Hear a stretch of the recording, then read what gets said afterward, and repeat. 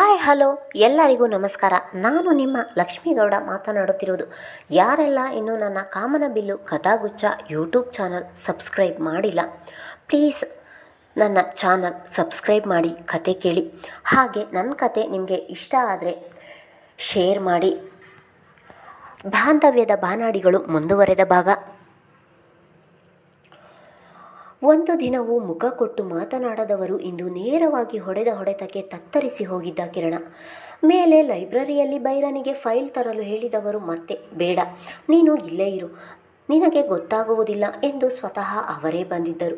Library ಕೋಣೆಗೆ ಹೋಗಬೇಕಾದರೆ ಕಿರಣನ ಕೋಣೆ ದಾಟಿಯೇ ಹೋಗಬೇಕು. ನೀವ್ಯಾಕೆ ಭಾವನನ್ನು ಮುಖ ಕೊಟ್ಟು ಮಾತನಾಡಿಸುವುದಿಲ್ಲ ಎಂದು ಚಿನ್ನು ಕೇಳುವಾಗಲೇ ಜಯರಾಜ್ ಅವರು ಬಂದಿದ್ದರು. ಅವಳ ಮಾತು ಕೇಳಿ ಅಲ್ಲೇ ನಿಂತಿದ್ದರು. ಜಯರಾಜ್ ಅವರಿಗೆ ಎಂದಿಗೂ ಬೇರೆಯವರು ಆಡುವ ಮಾತುಗಳಿಗೆ ಕಿವಿ ಕೊಟ್ಟು ಕೇಳಿಸಿಕೊಳ್ಳುವ ಅಭ್ಯಾಸ ಇಲ್ಲ.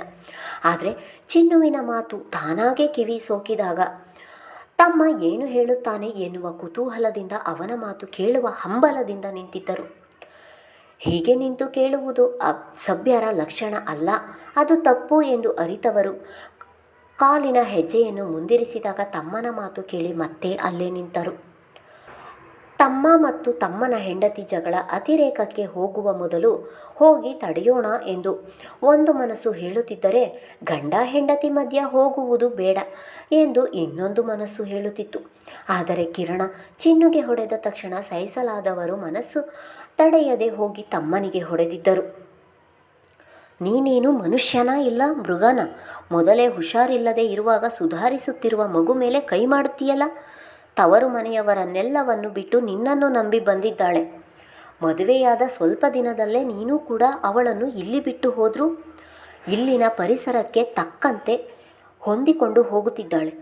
ಅಂಥವಳ ಮೇಲೆ ಕೈ ಮಾಡ್ತೀಯ? ನಾನು ನೋಡಿದ ಹಾಗೆ ಇದಕ್ಕೆ 2ನೇ ಸಲ ನೀನು ಅವಳ ಮೇಲೆ ಕೈ ಮಾಡುತ್ತಿರುವುದು.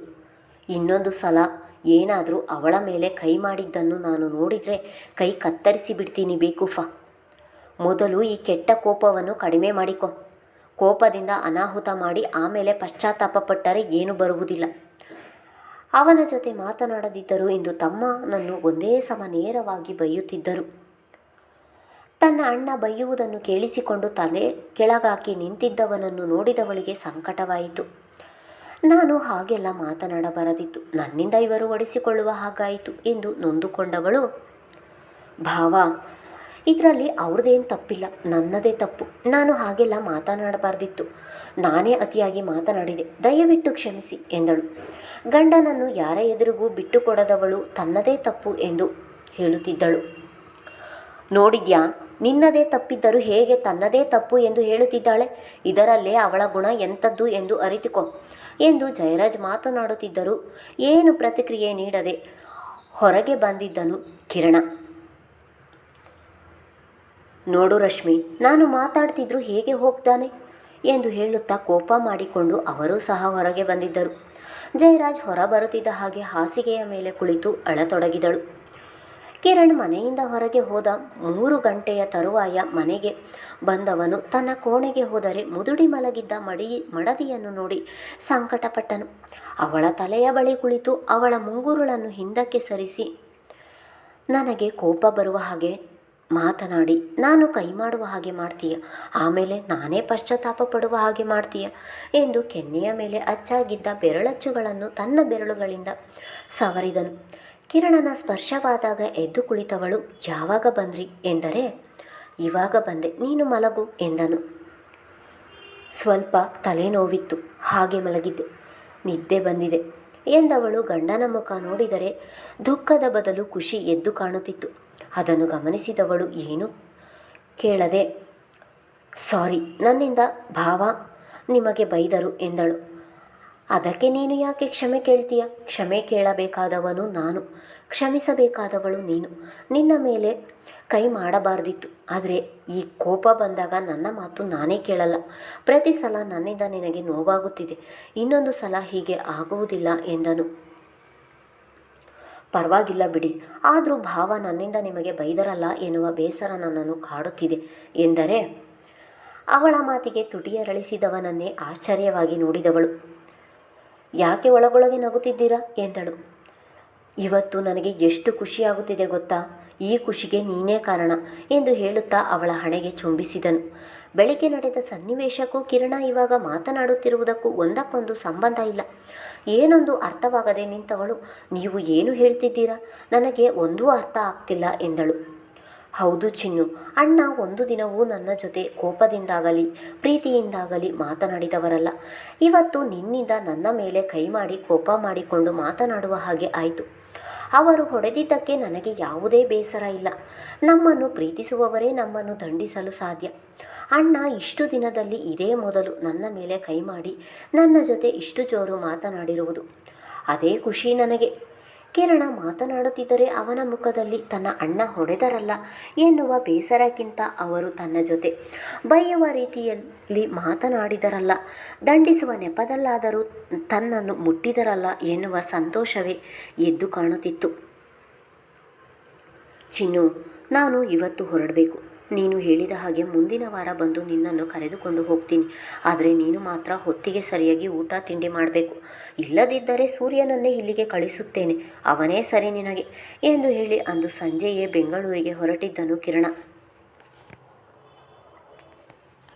ಅಣ್ಣ, BGS ಸಂಸ್ಥೆಯ ಇನ್ನೊಂದು ಶಾಖೆಯ ಇನಾಗ್ರೇಷನ್ ಫಂಕ್ಷನ್ ಇದೆ. ಅದಕ್ಕೆ ನೀವೇ ಚೀಫ್ ಗೆಸ್ಟ್ ಎಂದು ಹೇಳಿದ್ದಾರೆ. ಆದರೆ ಆ ಶಾಲೆಯ ಹೊಸ ಪ್ರಾಂಶುಪಾಲರು ನಿಮ್ಮ ಫ್ಯಾಮಿಲಿ ಬರಲೇಬೇಕು ಎಂದು ತುಂಬ ಒತ್ತಾಯ ಮಾಡುತ್ತಿದ್ದಾರೆ. ನಾನು ಆಗಲ್ಲ ಎಂದರೂ ಕೇಳುತ್ತಿಲ್ಲ. ನೇರವಾಗಿ ನಿಮ್ಮ ಬಳಿಯೇ ಮಾತನಾಡುತ್ತೇನೆ ಎಂದು ಬಂದಿದ್ದಾರೆ ಎನ್ನುತ್ತಾ ಕೋಣೆಗೆ ಬಂದು ಹೇಳಿದನು ಬೈರ. ಸರಿ, ಬರ್ತೀನಿ ನಡಿ ಎಂದು ಹೇಳಿ ಬೈರನನ್ನು ಮುಂದೆ ಕಳಿಸಿ ಹಿಂದೆ ಬಂದರು. ನಮಸ್ತೆ ಸರ್, ನಾನು BGS ಸಂಸ್ಥೆಯ ನೂತನ ಪ್ರಾಂಶುಪಾಲರು. ನಮ್ಮ BGSನ ಹೊಸ ಶಾಖೆಯ ಶಾಲೆ ಮತ್ತು ಕಾಲೇಜು ತೆರೆಯುವುದು ನಿಮಗೂ ಗೊತ್ತೇ ಇದೆ. ಇನ್ನೆರಡು ದಿನದಲ್ಲಿ ಅದರ ಉದ್ಘಾಟನೆಯ ಸಮಾರಂಭವಿದೆ. ಅದಕ್ಕೆ ನೀವೇ ಮುಖ್ಯ ಅತಿಥಿಗಳಾಗಿ ಬರಬೇಕು ಎಂದು ನಮ್ಮ ತಂಡದ ವತಿಯಿಂದ ಮನವಿ ಮಾಡುತ್ತಿದ್ದೀವಿ. ಅಲ್ಲದೆ ಈ ಬಾರಿ ನೀವು ಕುಟುಂಬ ಸಮೇತರಾಗಿ ಬರಲೇಬೇಕು ಎಂಬುದು ನಮ್ಮೆಲ್ಲರ ಆಸೆ. ಅಲ್ಲದೆ ನಿಮ್ಮ ತಮ್ಮ ಹೊಸದಾಗಿ ಮದುವೆಯಾಗಿದ್ದಾರೆ, ಅವರೂ ಕೂಡ ದಂಪತಿಗಳು ಸಮೇತ ಬರಬೇಕು ಎಂದು ವಿನಂತಿಸಿಕೊಂಡರು. ನಿಮಗೆ ಗೊತ್ತೇ ಇದೆ, ನಮ್ಮ ಕುಟುಂಬದವರು ಯಾವುದೇ ಸಮಾರಂಭಗಳಿಗೂ ಬರುವುದಿಲ್ಲ. ಹಾಗಾಗಿ ನಾನು ಮಾತ್ರ ಬರ್ತೀನಿ ಎಂದು ಜಯರಾಜ್ ಹೇಳಿದರೆ, ಇಲ್ಲ ಸರ್, ಈ ಬಾರಿ ನೀವು ಕುಟುಂಬ ಸಮೇತರಾಗಿ ಬರಲೇಬೇಕು. ಏಕೆಂದರೆ ನೀವು ಕುಟುಂಬ ಸಮೇತ ಬರ್ತೀರಾ ಎಂದು ಕೆಲವರು ಈಗಾಗಲೇ ವದಂತಿ ಹಬ್ಬಿಸಿದ್ದಾರೆ. ಅಲ್ಲದೆ ಇಲ್ಲಿನ ಕ್ಷೇತ್ರದ ಜನರಿಗೂ ಸಹ ನಿಮ್ಮ ಕುಟುಂಬ ನೋಡಬೇಕು ಎಂಬ ಆಸೆ ಇದೆ. ಇಲ್ಲ ಎನ್ನಬೇಡಿ ಎಂದರು. ನೀವು ಇಷ್ಟೊಂದು ಒತ್ತಾಯ ಮಾಡುತ್ತಿದ್ದೀರಾ, ಸರಿ ಬರ್ತೀವಿ ಎಂದರು.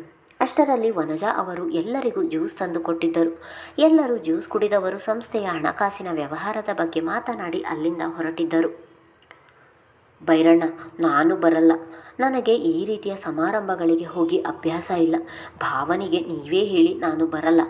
ಡೈನಿಂಗ್ ಟೇಬಲ್ ಬಳಿ ವನಜಾ ಅವರ ಜೊತೆ ಮಾತನಾಡುತ್ತಿದ್ದ ಚಿನ್ನುವಿಗೆ ನಾಳೆ ಸಮಾರಂಭಕ್ಕೆ ಹೋಗಬೇಕು, ರೆಡಿಯಾಗು ಎಂದು ಬೈರ ಹೇಳುತ್ತಿದ್ದರೆ ಚಿನ್ನು ಅದಕ್ಕೆ ಒಪ್ಪುತ್ತಿಲ್ಲ. ರಶ್ಮಿ, ಅಣ್ಣ ಆಸೆಪಟ್ಟು ಹೇಳಿದ್ದಾರೆ, ಇಲ್ಲ ಎನ್ನಬೇಡ. ನೀನು ಈ ಮನೆಗೆ ಬಂದ ಮೇಲೆ ಅಣ್ಣನ ಮುಖದಲ್ಲಿ ಸ್ವಲ್ಪ ನಗು ನೋಡಿದ್ದೇನೆ. ಅವರಿಗೆ ಬೇಸರ ಮಾಡುವುದು ಬೇಡ. ಕಿರಣನಿಗೆ ಹೇಗೂ ಬರಲಾಗುವುದಿಲ್ಲ. ನೀನು ಅತ್ತಿಗೆ ಇಬ್ಬರು ಬರಲೇಬೇಕು. ಅತ್ತಿಗೆಯನ್ನು ಅಣ್ಣ ಒಪ್ಪಿಸಿದ್ದಾರೆ, ನೀನು ಬರಲೇಬೇಕು ಅಷ್ಟೇ ಎಂದನು ಬೈರ ಅಷ್ಟು ಹೇಳಿದ ಮೇಲೆ ಇಲ್ಲ ಎನ್ನಲಾಗದೆ ಬರ್ತೀನಿ ಎಂದು ಒಪ್ಪಿಗೆ ನೀಡಿದಳು. ವನಜಕ್ಕ, ನೀವೇ ರಶ್ಮಿಗೆ ರೇಷ್ಮೆ ಸೀರೆ ಉಡಿಸಿ ರೆಡಿ ಮಾಡಿ ಎಂದು ಹೇಳಿ ಹೊರಟಿದ್ದನು ಬೈರ. BGS ಶಿಕ್ಷಣ ಸಂಸ್ಥೆಯನ್ನು ಸುಮಾರು 5 ಎಕರೆ ಜಾಗದಲ್ಲಿ ವಿಸ್ತಾರವಾಗಿ ಸುಂದರವಾಗಿ ನಿರ್ಮಿಸಿದ್ದರು. ಆ ಸಮಾರಂಭಕ್ಕೆ ಸಾವಿರಾರು ಜನರು ಉಪಸ್ಥಿತರಿದ್ದರು. ಇಡೀ ತಾಲೂಕಿಗೆ ಆಹ್ವಾನ ಪತ್ರಿಕೆ ನೀಡಿದ್ದರಿಂದ ಹೆಚ್ಚಿಗೆ ಜನ ಸೇರಿದ್ದರು. ಜಯರಾಜ್ ಅವರಿಗೆ 43 ವರ್ಷ ವಯಸ್ಸಾದರೂ ನವತರುಣನಂತೆ ಕಂಗೊಳಿಸುತ್ತಿದ್ದರು. ದಕ್ಷಿಣೆ ಕೂಡ ದುಬಾರಿ ಬೆಲೆಯ ರೇಷ್ಮೆ ಸೀರೆಯಲ್ಲಿ ಸುಂದರವಾಗಿ ಕಾಣುತ್ತಿದ್ದಳು. ಚಿನ್ನು ಅದಕ್ಕೆ ಹೊರತಾಗಿರಲಿಲ್ಲ. ಗುಲಾಬಿ ಬಣ್ಣದ ರೇಷ್ಮೆ ಸೀರೆಯಲ್ಲಿ ಅಪ್ಸರೆಯ ಹಾಗೆ ಕಾಣುತ್ತಿದ್ದಳು. ಸೀರೆಗೆ ಒಪ್ಪುವ ಹಾಗೆ ಹೆಣೆದಿರುವ ಅವಳ ಜಡೆ ಕೂಡ ಅಲಂಕಾರವಾಗಿತ್ತು. ಎಂದಿನಂತೆ ತೆಳುವಾದ ಮೇಕಪ್, ಹಣೆಯಲ್ಲಿ ಪುಟ್ಟ ಬಿಂದಿ, ಹಣೆಗೆ ಸ್ವಲ್ಪ ಕಾಡಿಗೆ, ಒಂದು ಕೈಗೆ ವಾಚ್ ಹಾಕಿ ಇನ್ನೊಂದು ಕೈಗೆ 2 ಚಿನ್ನದ ಬಳೆ, ಕುತ್ತಿಗೆಯಲ್ಲಿ ಒಂದು ಮಾಂಗಲ್ಯ, ಇನ್ನೊಂದು ಅವರ ಅಣ್ಣ ಕೊಡಿಸಿದ ಸರ. ಇದೇ ಅವಳ ಅಲಂಕಾರವಾಗಿತ್ತು. ಜಯರಾಜ್ ಮತ್ತು ದಕ್ಷಿಣಿ ವೇದಿಕೆಯ ಮೇಲೆ ಕುಳಿತಿದ್ದರೆ ನಾನು ವೇದಿಕೆಯ ಮೇಲೆ ಬರುವುದಿಲ್ಲ ಎಂದು ಅಲ್ಲೇ ಇದ್ದ ಕುರ್ಚಿಯ ಮೇಲೆ ಕುಳಿತಳು. ಆದರೆ ಪಕ್ಷದ ಕಾರ್ಯಕರ್ತರು ಬಿಡಬೇಕಲ್ಲ, ಅವಳನ್ನು ಒತ್ತಾಯ ಮಾಡಿ ವೇದಿಕೆ ಮೇಲೆ ಕರೆತಂದರು. ಇವರ ಚಲನವಲನಗಳನ್ನು ಹದ್ದಿನ ಕಣ್ಣೊಂದು ಪ್ರಮಾದ ಉಂಟು ಮಾಡಲು ಆಯುಧ ಹಿಡಿದು ದೂರದಲ್ಲಿ ಕಾಯುತ್ತಾ ಕುಳಿತಿತ್ತು. ಇವರ್ಯಾರಿಗೂ ಅದರ ಪರಿವೇ ಇಲ್ಲದ ಸಮಾರಂಭದ ಕಡೆ ಗಮನ ಕೊಟ್ಟಿದ್ದರು. ಜಯರಾಜ್ ಪಕ್ಕ ದಕ್ಷಿಣಿ ಪಕ್ಕ ಚಿನ್ನು ಕುಳಿತಿದ್ದಳು. ಆ ಶಾಲೆಯ ಬಗ್ಗೆ ಅಲ್ಲಿ ಆಸೀನರಾಗಿದ್ದ ಗಣ್ಯಾತಿಗಣ್ಯರು ಭಾಷಣ ಮುಗಿಸಿ ಇನ್ನೇನು ವೇದಿಕೆಯಿಂದ ಎಲ್ಲರೂ ನಿರ್ಗಮಿಸುವವರಿದ್ದರು. ವೇದಿಕೆ ಮೇಲೆಯೇ ಒಬ್ಬರಿಗೊಬ್ಬರು ಮಾತನಾಡುತ್ತಾ ನಿಂತಿದ್ದರು. ಚಿನ್ನು ಮತ್ತು ಜಯರಾಜ್ ಮಧ್ಯ ನಿಂತಿದ್ದ ದಕ್ಷಿಣಿ ಯಾರೋ ಮಾತನಾಡಿಸುತ್ತಿದ್ದಾರೆಂದು ಆ ಜಾಗದಿಂದ ಕದಲಿದರು. ಚಿನ್ನು ಕಾಲಿನ ಗೆಜ್ಜೆಗೆ ಸೀರೆಯ ಅಂಚು ಸಿಕ್ಕಿ ಹಾಕಿದ್ದರಿಂದ ಅದನ್ನು ಬಿಡಿಸಲು ಕೆಳಬಾಗಿದ ತಕ್ಷಣ .303 ರೈಫಲ್ನಿಂದ ಹಾರಿ ಬಂದ ಗುಂಡೊಂದು ಅವಳ ಹಿಂದೆ ನಿಂತಿದ್ದ ಜಯರಾಜ್ ಎದೆ ಸೀಳಿತು. ಮುಂದುವರಿಯುವುದು.